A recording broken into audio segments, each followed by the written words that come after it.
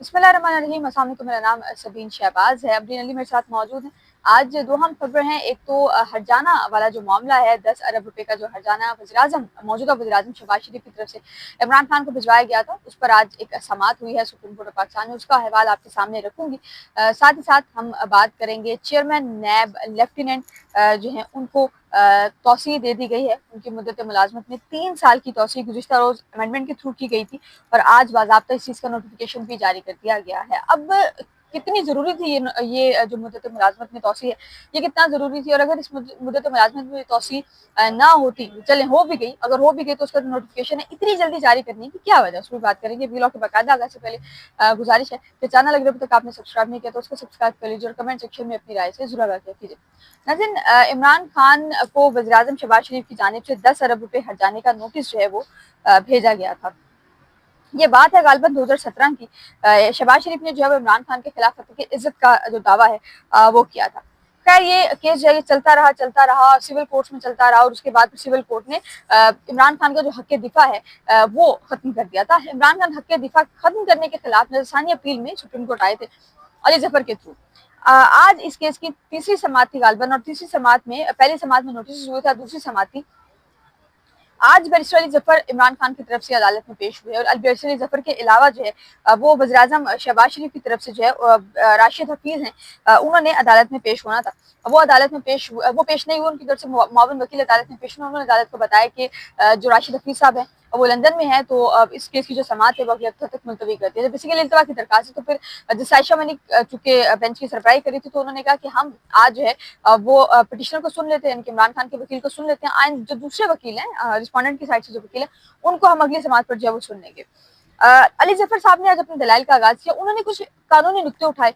उन्होंने 2022 में इमरान खान को जो गोली लगी थी उसका वाकया आज जो है वो अदालत में दोहराया। उन्होंने कहा कि 2022 में बाकायदा डेट्स उन्होंने बताई अदालत को कि हमारा केस जो है वो इस अदालत में फिक्स होता रहा, लेकिन सिविल कोर्ट में जब हमारा केस गया तो उस वक्त में पहला जो केस जब फिक्स हुआ तो उस वक्त में हमने इल्तवा की दरखास्त दायर की, जबकि दूसरी जो इल्तवा की दरखास्त है वो दायर करने की वजह ये थी कि इमरान खान जो कि जो पिटिशनर है उनको जो है वो गोली लगी थी। और उन्होंने बाकायदा डेट्स बताई कि 1 नवंबर 2022 को इमरान खान को गोली लगी, तो उसी दिन केस जो है फिक्स था। हमने अदालत को बताया इमरान खान को सिक्योरिटी प्रोटोकॉल और तमाम तर चीजों में हॉस्पिटल जो है लेकर जाया गया। तो इमरान खान वो मुमकिन नहीं था कि इमरान खान को जख्मी हालत में जो है वो हल्फे बयान हल्फी के लिए जो है वो मैं अस्पताल से जो बाहर लेकर आता। अली जफर साहब ने जो है बताया कि जो मसला है वो इमरान खान के जख्म और हॉस्पिटल एडमिट होने का था। सुप्रीम कोर्ट के फैसले में जख्मी होने के नुक्ते पर कोई राय जो है वो नहीं दी गई। माजी में क्या हुआ वो मायने नहीं रखता, असल बात ये थी कि बयान हल्फी जमा ना कराने की वजह क्या है। क्योंकि जो मेजोरिटी जजमेंट है उसमें बयान हल्फी ना जमा कराए जाने को एक जो रीजन है वो बनाया गया है। तो अली जफर साहब ने कहा कि बयान हल्फी जमा ना ही करवाया गया, मेजोरिटी रीजनिंग ये दे रही है, लेकिन बयान हल्फी क्यों जमा ना कराई। उस पर उन्होंने बताया कि इमरान खान जो है 3 नवंबर 2022 को इमरान खान पर कातिलाना हमला हुआ। इमरान खान ने 8 और अदालत ने 8 और 17 नवंबर की समातों में बानी पिटाई का जख्मी होना जो तस्लीम किया, और 22 नवंबर 2022 को अदालत ने इमरान खान का हक दिफा जो है उसको खत्म किया। फिर उन्होंने कहा कि ये कोई सजाए मौत का मुकदमा नहीं है, जो हक दिफा है वो बहाल होने से मसला होगा। सिक्योरिटी खदशात पर वकला की इमरान खान से मुलाकातें जो है अस्पताल में रोकी गई थी। अगर आप लोगों को भी याद हो तो 2022 में जब वजीराबाद में इमरान खान को गोली लगी तो उसके बाद इमरान खान तकरीबन 3 महीने 15 से 20 दिन जो शौकत खाना में एडमिट रहे थे, उसके बाद फिर इमरान खान को बनीवाला शिफ्ट किया, सॉरी जमान बाग शिफ्ट किया गया था। तो उस दौरान में इमरान खान की मुलाकातें बिल्कुल बैन थी, क्योंकि एक तो टांग का जख्म की जगह पे था, लेकिन वैसे भी इमरान की जो मुलाकातें हैं वो बैन थी। फिर अली जफर ने कहा कि हक दिफा की बहाली जो है वो शफाफ ट्रायल का बुनियादी तकाजा है। अदालत ने जो है 12 मार्च तक मजीद समाअत मुलतवी की है। 12 मार्च को भी जो है वो अली जफर साहब भी इस हवाले से जो दलाइल है वो देंगे। लेकिन आज की समाअत की इंटरेस्टिंग फैक्ट ये है कि आज जैसे हाशिम काकर जो है उन्होंने बार बार एक चीज उठाई। उन्होंने कहा कि आपको आप जो तारीखें बता रहे हैं इससे पहले भी आपको कई दफा मौके फराम किए गए, आपको कई अपॉर्चुनिटीज दी गई कि आप आकर इमरान खान की तरफ से अपना जो हक दिफा है उसको इस्तेमाल कर सके। आपने अपने हक दिफा इस्तेमाल नहीं किया। ये मेरा जाती ख्याल है कि आज जो अब ये समाअत अगले हफ्ते तक गई है, अब गुज़िश्ता समाअत पर जायशा मलिक ने डायरेक्ट नोटिस किए थे, उन्होंने कोई बात नहीं की थी। इस समाअत पर अली जफर साहब ने दलाइल दिए हैं और ऑर्डर जो है वो एक पड़ा है। उस ऑर्डर के बाद अली जफर साहब ने अदालत को ये भी कहा है कि ये एक ड्रास्टिक फैक्टर है हमारी इस कोर्ट का, कि इस अदालत ने एक हक दिफा ख़त्म किया है। ये तमाम तर सूरत हाल ग्राउंड पर मौजूद है, मीडिया में हर चीज़ मौजूद थी, सोशल मीडिया पर हर चीज़ मौजूद थी, अखबारात में हर चीज़ मौजूद थी कि किस तरह इमरान खान को गोली लगी थी, और इमरान खान को गोली लगने के बाद फिर जो हालात उधर बने थे, एक तरह से जो गहमा गहमी तो हम उसको नहीं कह सकते, लेकिन जो चीज़ें हैं वो इस हद तक खराब हो गई थी कि इमरान खान की मुलाकातों पर पाबंदी जो है वो लगी थी, और ज़ाहिर है गोली लगी थी, वो फिर इमरान खान का ऑपरेशन भी हुआ था। ऑपरेशन के बाद फिर इमरान खान को जो है वो लाए गए थे। अमरीन, मुझे ये बताएं कि आप आज की इस समाज के पिछड़ा देख रहे हैं कि आने वाले दिनों में इमरान खान के हवाले से कोई रिलीफ की तवक्को है? वैसे सबीन, जो सारी आपने डिटेल बताई है, इसमें जो हक़ दिफ़ा का बेसिकली जो पॉइंट है, मुझे ये चीज़ समझ में नहीं आती कि आप किसी का हक़ दिफ़ा कैसे ख़त्म कर सकते हैं, क्योंकि हर बंदे को अपने दिफ़ा का हक़ हासिल है। बिल्कुल और इवन कि किसी ने कत्ल भी किया, अब नूर मुकद्दम कत्ल केस आपके सामने, एक कत्ल किया है, उसने गर्दन काटी है, इतना बड़ा क्राइम किया है, उसके बावजूद उसे भी हक़ दिफ़ा का हक़ हासिल था। वो उसकी अभी भी उसको फांसी नहीं हुई है, और वो नज़रसानी अपील लेके सुप्रीम कोर्ट आ गया, सिविल कोर्ट से फांसी की सज़ा होने के बावजूद। तो फिर इमरान खान का कैसे हक़ दिफ़ा ख़त्म हो सकता है? सबसे पहले पॉइंट तो ये है। दूसरा ये कि वही वाली बात जो वकला को हम कहते हैं, जैसे जस्टिस हाशिम खाकर ने भी उनको कहा है कि वो नहीं आते रहे हैं हक़ दिफ़ा के हवाले से, जब समातें मुकर्रर भी होती रही हैं, और अचानक से अब इनको तमाम चीज़ें याद आ रही हैं वकला को। तो इमरान खान को तो डुबोने वाले उनके अपने वकला ही हैं। अगर देखा जाए तो ये वाक़या बहुत पुराना है। मुझे याद है जब वज़ीराबाद में इमरान खान को गोली लगी थी, उस दिन मैं ये उस टाइम मैं ये लोअर कोर्ट्स कवर करती थी, और मुझे मालूम है कि उस टाइम ये केस जो है वो लगा हुआ था, और इस केस का बड़ा हाइप भी क्रिएट हुआ था कि जी डिफॉर्मेशन लगा दी गई है, और इमरान खान को जो है वो बुलाया जाए, उनको स्टेटमेंट, और वहाँ से भी प्रेशर आया, जो दूसरी फरीकैन के वकील थे उनकी तरफ से भी आया प्रेशर कि जी उनको बयान के लिए आना चाहिए अदालत। तो किस तरह आते, एक बंदे को टांग में गोली लगी है तो वो किस तरह वहाँ पे बयान देने के लिए आ जाए?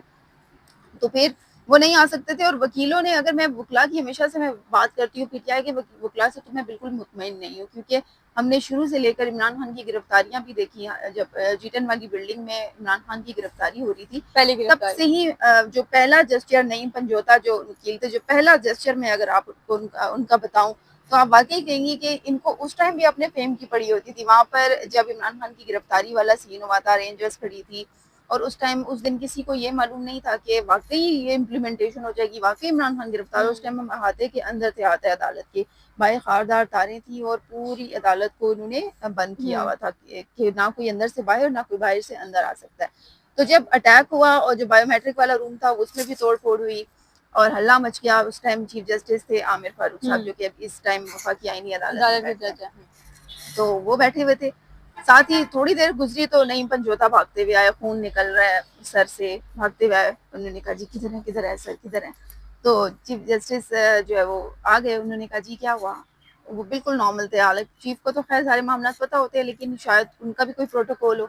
वो उन्होंने ऐसे उनसे पूछा कि जी आपको क्या हुआ है पंजोता साहब? तो उन्होंने कहा जी सर वो इमरान खान को भाई गिरफ्तार करें। तो चीफ जस्टिस ने कहा ऐसे कैसे गिरफ्तारी हो सकती है?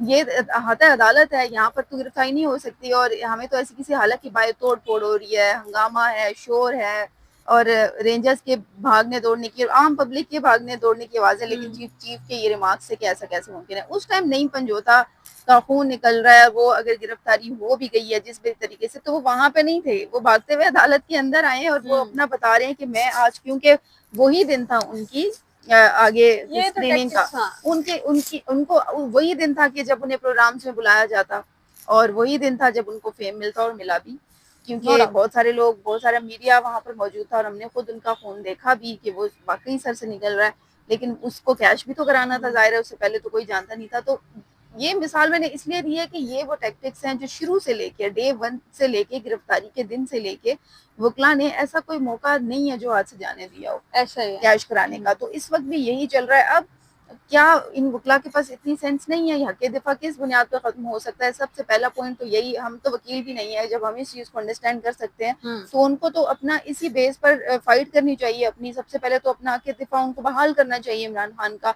ऐसी जजमेंट्स मौजूद हैं, ऐसे बहुत सारे केसेस मौजूद हैं, ये तो दफा 302 का केस तो है नहीं, तो ऐसे बहुत सारे रेफरेंसेस मौजूद हैं जिसके तहत ये खत्म हो भी सकता है, और अदालत ये खत्म कर भी सकती है, उनके पास अख्तियार भी है, और ये जेन्युइनली बनता भी है। क्यों?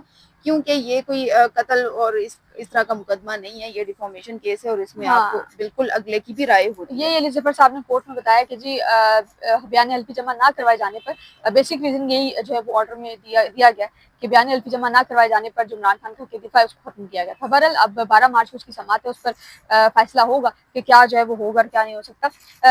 दूसरी खबर जो है वो चेयरमैन नैब के हवाले से। चेयरमैन नैब लेफ्टिनेंट जनरल रिटायर्ड नज़ीर अहमद जो है इनकी मुद्दत मुलाजमत में तोसी गई है। गुज़िश्ता रोज एक नैब तरमीमी बिल मंजूर हुआ, पहले सेनेट से फिर कौमी असम्बली से, उसके फौरन बाद इस बिल के बाद जो एक नोटिफिकेशन है वो जो है वो उसकी पहले खबरें चल रही थी कि नोटिफिकेशन हो जाएगा, लेकिन हमें इस तवक्को नहीं थी कि इतनी जल्दी नोटिफिकेशन होगा।